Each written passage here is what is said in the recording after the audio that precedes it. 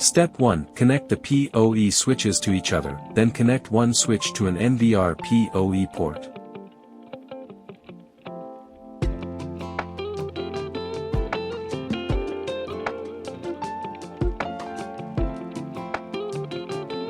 Step 2. Connect the cameras to the PoE switch.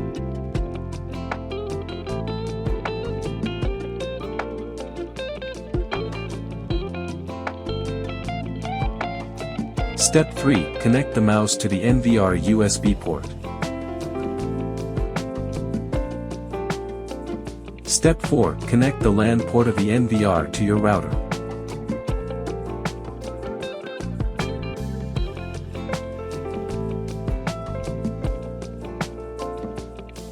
Step 5. Connect the NVR to a TV or monitor.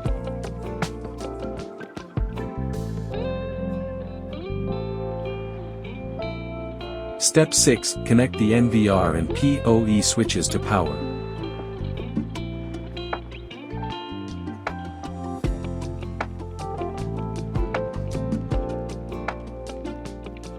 Step 7. Switch on the NVR. Step 8. Set up NVR on your TV or monitor.